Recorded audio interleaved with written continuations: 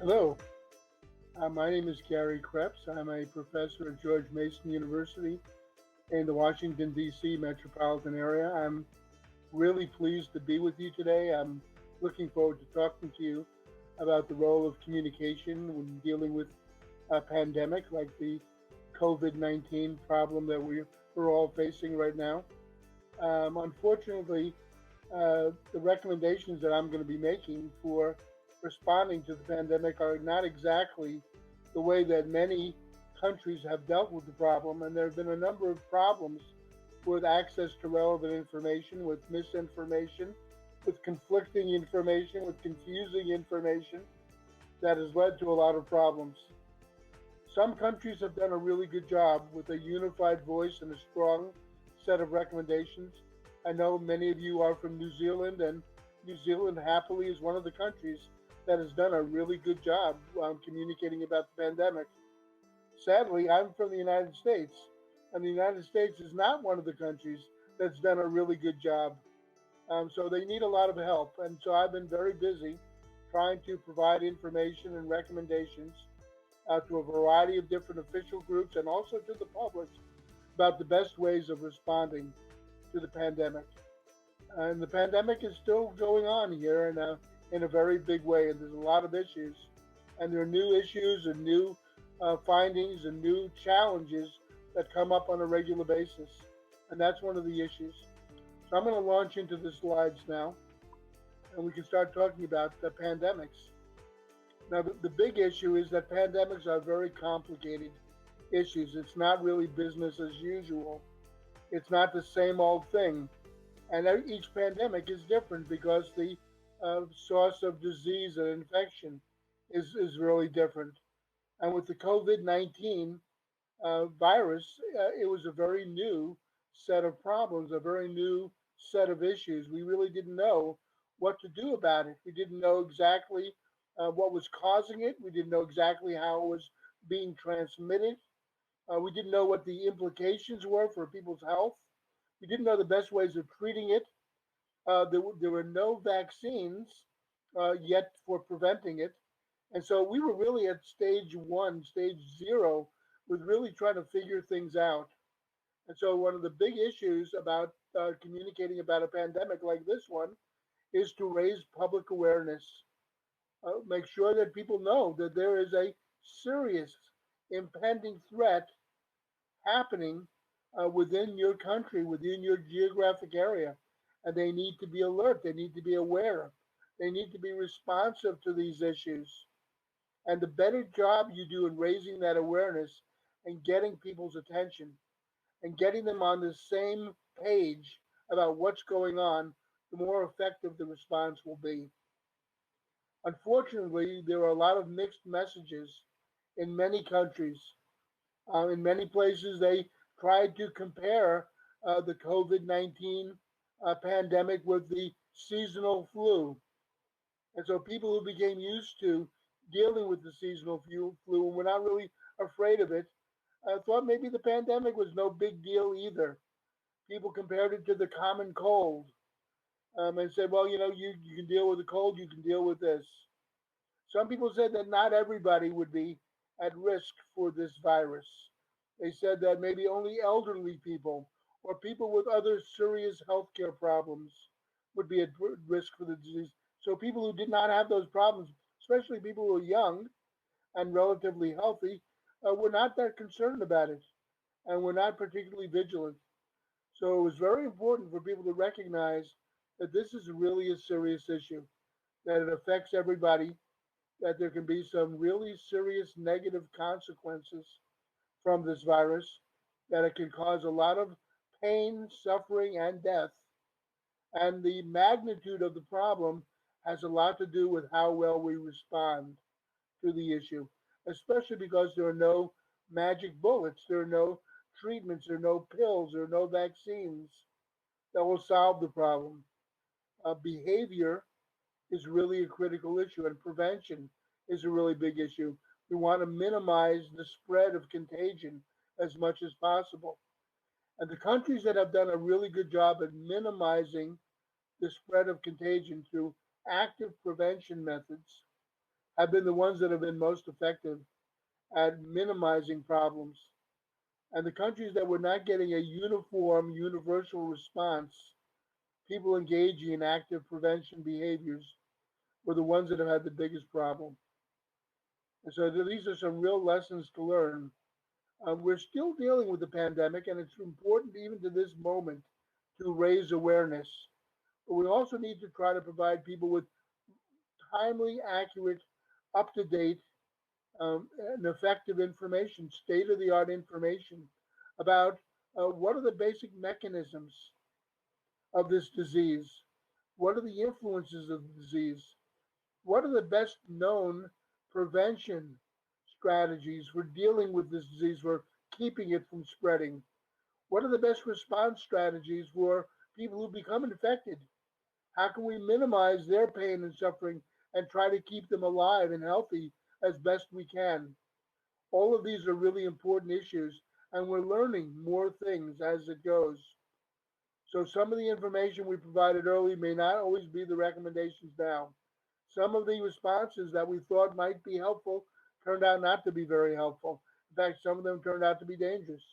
So it's really important to keep updating the information and impressing on people what we know to be the best strategies and encouraging them to adopt those strategies. And then there's a lot of coordination that needs to go on during a pandemic. There's not just one group that deals with the pandemic. There are many different groups. There are the policymakers, the politicians, the government people, the public health people who establish the guidelines, who establish the rules, who implement them. There are the law enforcement people who try to maintain order. There are the healthcare providers and all of the people in the healthcare industry who provide care. There are the family members and the local merchants and all the people in neighborhoods who need to get involved to minimize negative health outcomes. And coordinating these different groups of people is not easy to do. It's really a big communication issue. So, when I'm going to be talking to you today about communication, I'm going to talk about ways that we can get information for guiding communication and how we can share relevant information. I'm going to be talking about research, which is really kind of it seems like a strange thing to talk about because research and communication are not always connected. Sometimes we think that communication is a really natural activity, that we just kind of engage in it by the seat of our pants. We do what we think we want to do. But it's important in a complex health threat situation like a pandemic to really think about ways that we're communicating. What are the best channels? What are the best messages? What's the best information to provide? How can you really motivate people to provide the best support and coordinate activities? So communication it needs to be really strategic. So there are three different major functions of communication during a pandemic. There's the prevention activities, and we've talked a little bit about that we need to figure out what the nature of the risk is. We need to figure out where the risk is coming from. We need to figure out what kinds of strategies we need to engage in to minimize contagion and infection. And then we need to implement that. We also need to prepare. And when we know that there's a big health threat like the COVID-19, there's a lot of preparation that goes into effect. We need to figure out what kinds of equipment, what kinds of medications, what kinds of healthcare services, what kinds of support do people need? What kinds of help do they need? What kinds of education do they need? What are the issues that they're going to be facing if they're going to be sheltering in place at home? What do they need at home? And how can we prepare and provide that information and train people to engage in the behaviors that will minimize the risk? There are a lot of problems that happen with preparation, especially here in the US. We did not have all the information we needed. We didn't have all the equipment we needed. There were not enough face masks around for everybody to use. There was conflicting information about whether people really needed to use face masks. There were ineffective uh, testing procedures, and they were not widely available. that so we didn't really know who had the virus. The people didn't understand that you didn't have to show symptoms to spread this virus, and that was a really big problem. So even if you were not coughing or you didn't look ill or you didn't have the fever, you still could be spreading the virus. And to this day, people still don't understand that. People think that if you look healthy, then you are healthy, and we don't have to maintain proper distance or protection. And that's one of the reasons why a lot of people are not using face masks in public when they really should be. And that's a problem in the U.S. to this day. And then we need to think about response.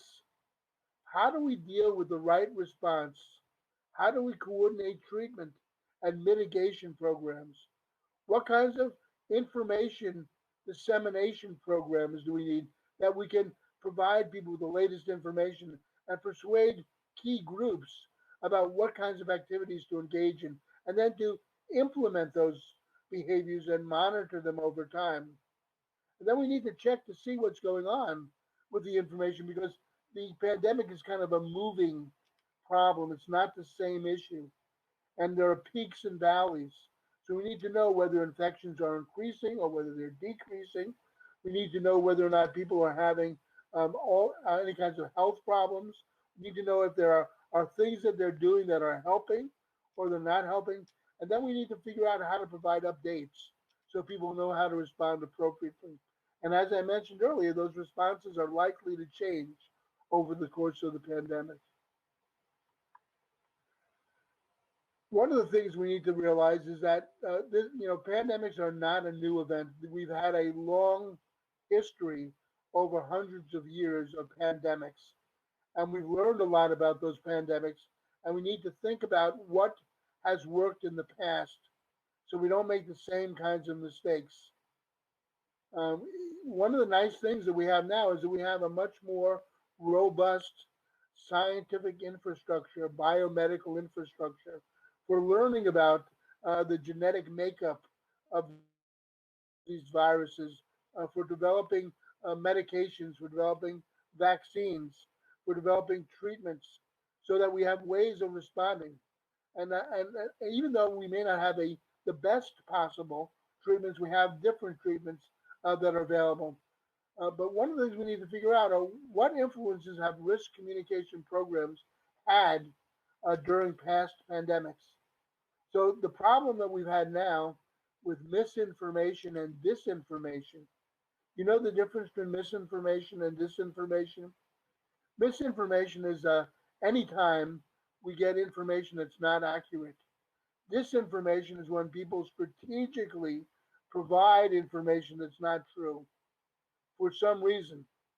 And we've had a really big problem in the US, particularly from our own federal government, from our own president, who's been providing information, disinformation, to try to minimize fear, to keep his opinion poll ratings high, to make it look like we're doing a good job. And to do that, he was minimizing the danger of the COVID-19 virus. He was saying it was no big deal. Don't worry about it. It's going to go away on its own. You don't have to engage in prevention behaviors. I'm not going to do that.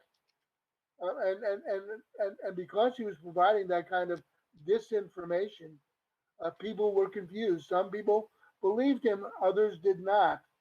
Some people thought that the whole pandemic was a political effort to try to undermine the president because that's what he told people it was, and that was a real big problem.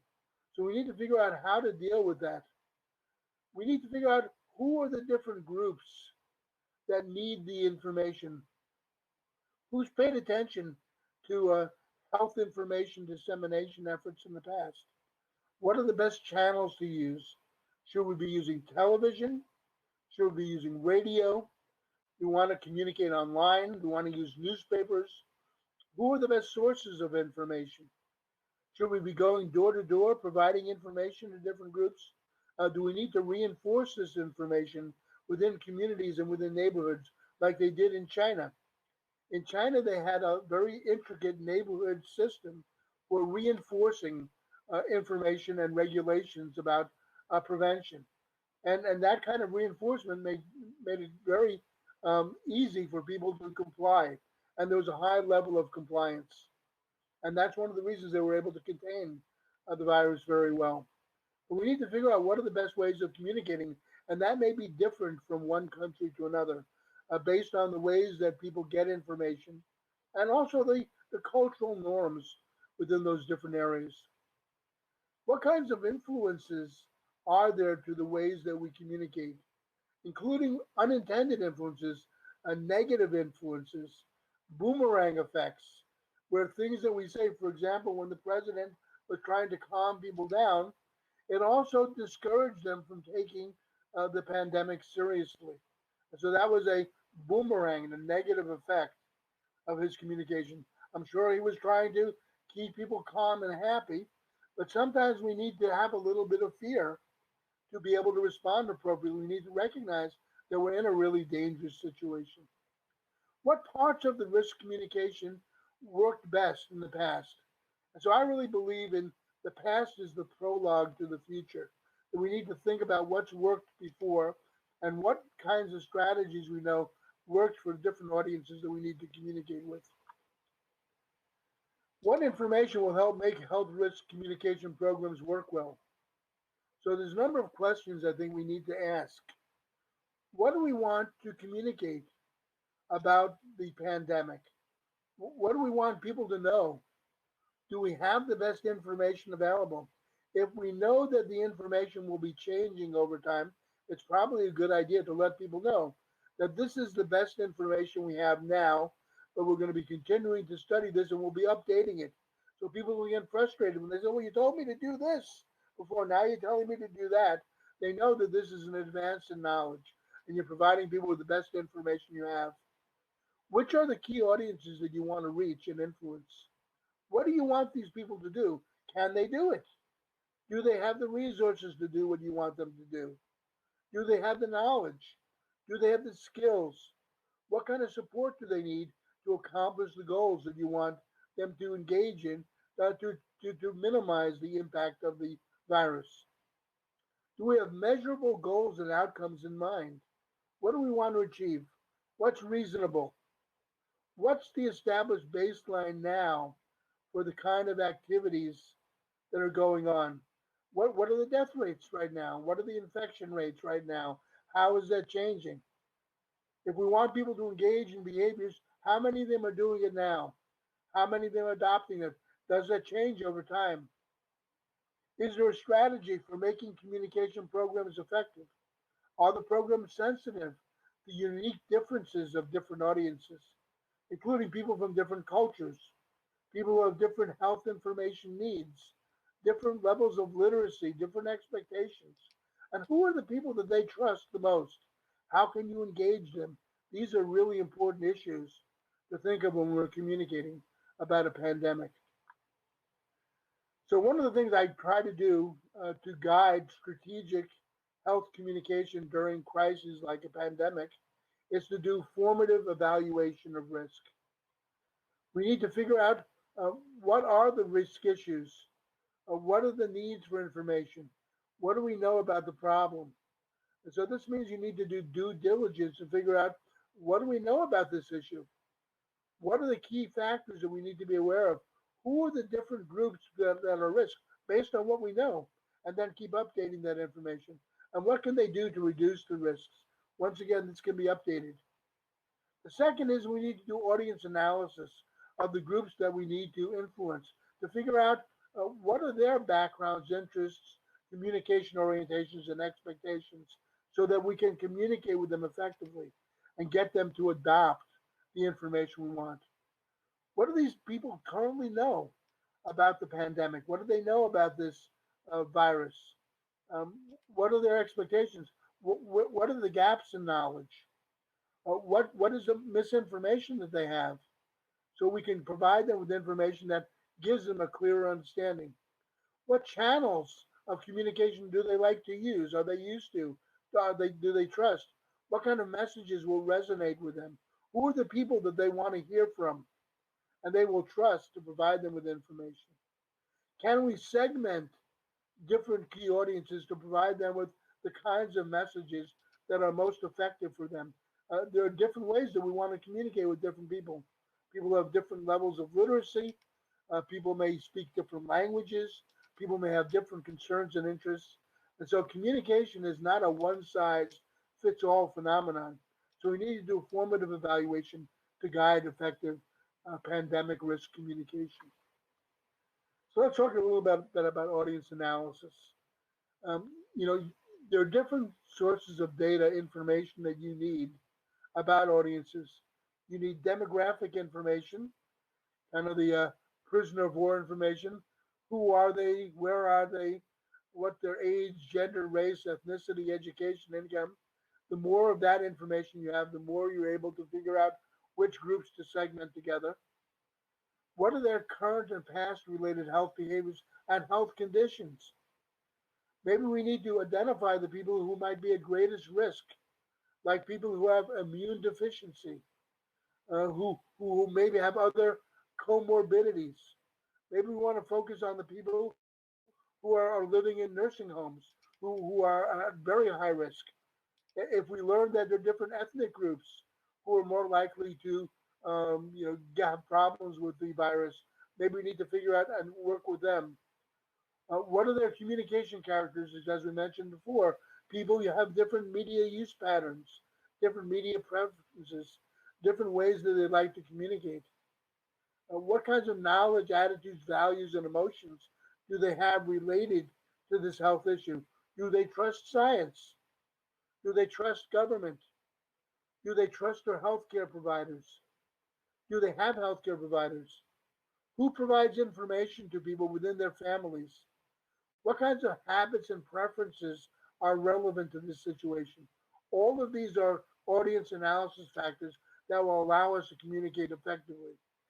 We need to figure out how to persuade people to engage in behaviors. How do we motivate them? What are the benefits of adopting behavior? What maybe we need to provide fear appeals that if they don't engage in behaviors, we need to kind of frame the information appropriately.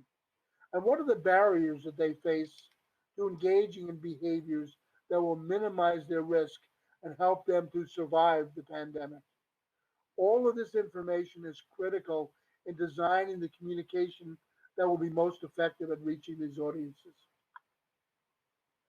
So, where do you get this information?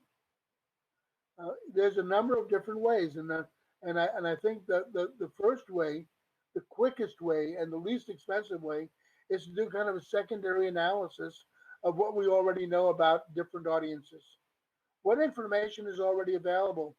Who are the groups that are likely to have the kinds of comorbidities and other healthcare problems and demographic factors that will put them at greatest risks? Where do they live? What kinds of issues? How have they dealt with health issues in the past? Where do they get health information from? Do they have insurance? There's a lot of information available that we need to organize and gather so that we can respond appropriately.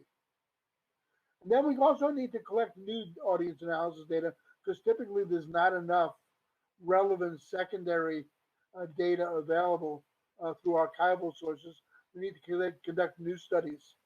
And so often survey research is done, interviews with key audiences, focus groups, surveys, analyzing audience documents such as letters, photos, social media posts, online discussions to try and figure out what are people doing, what are their concerns, what are their needs, what do they know, and these kinds of data will provide a kind of a background for guiding what we want to do. So how do you use that information? The critical factor is not only that you collect that information, because we just don't want to describe who the people are who are going to be at risk for the pandemic. We want to use that information. So there's a translation process where you translate audience analysis data into program development. You figure out what does this mean? What does it tell you for how we can guide change? Uh, what kind of audience characteristics can we utilize to design programs that are most appropriate? So I think that we need to think of ways to adapt data to meet the needs of different audiences. Once you've come up with a program to communicate to the public about the pandemic, we need to monitor how well that's working, and they call that process evaluation. Unfortunately, that's not always the case. Sometimes we think about these communication events as rather simplistic, and we set up automatic programs like pamphlets or posters that don't really change. They provide the same information. But what if we find out that people don't understand the information that you're providing? What if they misinterpret what to do? What if, when you're trying to discourage them from engaging in activities, that you're actually encouraging them? That means you better not keep using those messages. So we need to evaluate, how are people responding? We need to figure out what kind of responses do people have to programs. Are they paying attention? Are they hearing the message? Are they understanding it? Is it motivating them? We need to test those messages and strategies to see whether or not they make sense. And if we're using different programs, for example, let's say we're using applications for people's phones, do people know how to use them? Do they have access? Do these systems work? Can we get feedback from audience members about what they understand and what their concerns are, and whether the information is meaningful for them, and what kinds of questions they have? So we need to get feedback loops built in. Then we need to track these responses over time to refine the programs to make them more effective. So the communication is kind of an evolutionary process. It's not a one-shot event. It's an ongoing event of improving over time. And during the course of a pandemic like the one that we're dealing with now, there are going to be many needed changes that need to be made. We need to figure out not only how to prevent, but now that people want to go back to their normal lives, and they're opening up, how can they do that safely? What kinds of changes do we need to make in the way that we run businesses, stores, transportation, education, to allow people to re-engage, but to re-engage safely? And so we need to check that out and see how well it's working. Right now in the US, we're going through a process of opening up where people are going back out. And I fear it's being driven more by financial issues than health issues. And I think it may be premature. So I'm expecting, and we're starting to see now, with things opening up, that infection rates are spiking up again. They're going up. That should be really important information and feedback to us for saying, well, maybe we need to change the way we're doing things. Maybe we need to cut back. Maybe we need to engage in other safety strategies. But if we're not gathering that information and we're not utilizing it, and we're not going to be able to be responsive. Summative evaluation is really critical to figure out what's worked, not only for improving the system now, but also for guiding us in times of future health crises. What is the overall effectiveness of responses? How satisfied were people with the kinds of information they received?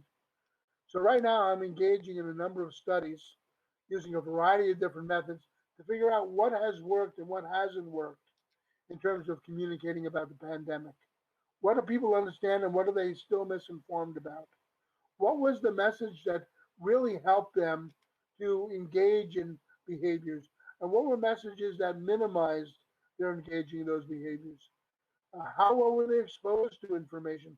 How much of it did they retain? What kinds of influences did communication efforts have? And we need to track that as a key outcome variable for evaluating how we've moved from the baseline. In addition, I think we need to do economic analysis. What are the costs and benefits of different communication programs? How well do they work? What was the best program and strategies and features for achieving our goals so that we can amplify them and use them now and again in the future? And what are the best strategies for sustaining the best programs for preventing and responding to health problems? And how can you build support within the community, within the government, within the healthcare system for institutionalizing these changes to make sure that we're maximizing benefit in dealing with these complex problems. So I really believe that evaluation research is a critical factor in dealing with pandemics, and we need to build it in to everything we do. We need to be thinking about what's working and what's not working and how we can adapt. What are the different sources of information that are available? How can we continue to gather information and track what people are doing, perhaps by evaluating online information, by tracking media coverage, by building in user response mechanisms to online information systems? How can we establish benchmarks that we can use for comparison? How can we test with usability testing to see whether technologies are working or not? And how can we work collaboratively with different audiences to build systems of communication and intervention that make sense within their communities? And I really believe that we need to empower people to take charge. These are their communities, these are their families, of their cultures, and they know what will work best for them. So while we can provide guidance, we need to recognize that communities have to be in control of their behaviors. And then based on this information, we can test and refine messages and programs for use now and in the future. Now, there are a number of problems that typically occur in collecting data for evaluating health crises like the pandemic. One of the problems is that there's been a over focus on cross-sectional data. Cross-sectional data is where you collect information only at one point in time. We do that because it's economically feasible, it's less complex, it's less time consuming, but we need to realize that if we're collecting data at only one point in time, it may not reflect the changing issues and concerns that occur over the life course of a pandemic. And we need to track these things over time. So I really think we need to look at ways of doing more evolutionary data collection at different points in time. We tend to depend too much on self-report data. And one of the problems with self-report is that people may not be motivated to provide the information. There's a lot of concern that in many countries, they were really reticent to tell people how bad the pandemic was, or how serious the problems were, or how many people were being infected, or how many people were dying, because it would make their country feel bad. Or people didn't want to tell that they were ill, so because they were afraid that they couldn't keep going to work, or they couldn't get out, and because they were not providing accurate information, bad decisions were being made. So I believe that we need to collect unobtrusive data that's not based on self-report to validate what's going on. We need to track things in a variety of ways. So surveillance data is really important. Weak measures are often a problem. Sometimes we use established scales, and they don't really provide the full information. So I think sometimes we need to think about using more qualitative approaches to gather in-depth information about people's experiences and their motivations. Often there's problems with data reduction, which means making sense of what we've learned from research. So a lot of good research doesn't really help because people don't understand what it means. They don't know how to apply it.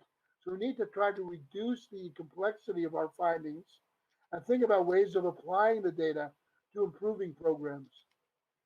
Often we don't really look for good hard outcome and economic data, so we don't know what's worked and what's not worked. So we need to be really thoughtful about collecting data about how these communication programs have affected health outcomes, financial outcomes, beyond just satisfaction. Sometimes we don't use representative samples. Sometimes we just study the groups that are easy for us to reach. But we need, in a pandemic, to identify the samples of people who are actually having the biggest problems and communicate with them. And then often, because we're in a rush, we want to have quick results, there may be a lack of methodological rigor and control in conducting the research. And I think that bad data provides bad results. There's an old saying that says garbage in, garbage out. If you don't have good information, you're not going to be able to use it very well. So these are the practices that I recommend. These are some of the things I mentioned already. We need to do scalable evaluation. It means We may need to start small, but we need to build a whole infrastructure of research and a variety of different ways to gather data. We need more longitudinal, multi-point in time, rich data collection so that we can track what's happening over time. We may need to conduct multi-methodological research, triangulating both quantitative and qualitative data, gathering data both from surveys and from observations, from analysis of media, and from observation. We need to do unobtrusive measures so we can get accurate information, like built-in feedback systems that provide natural data about, for example, healthcare usage, access to medications, and people who are following recommendations. We can track that information. So if you ask people, are you using face masks? They'll say, oh, yes, I am. But if you have data from surveillance that shows that they're not, we know that that's really a problem. We need to think about communication and health outcomes. That the communication is just not providing information, it's supposed to have an impact. And we need to identify how it impacts outcomes. We need to demonstrate progress with the data that we collect. I believe in a cost benefit analysis of looking at the financial issues. Often I will conduct controlled field experimental studies to evaluate the outcomes of programs over time. And I really believe in user-centered design and collaboration. I think these are ways that we can collect good data that will guide communication and response to the pandemic that we're dealing with now and also for future problems. That's the end of my lecture. I have a bunch of references that back up the kinds of information I provided today. I will be glad to respond to your questions. Thank you very much for your time. It's been a pleasure communicating with you. I hope that what I said has been helpful, and I hope that you are surviving the pandemic well. Be healthy and be safe. Take care.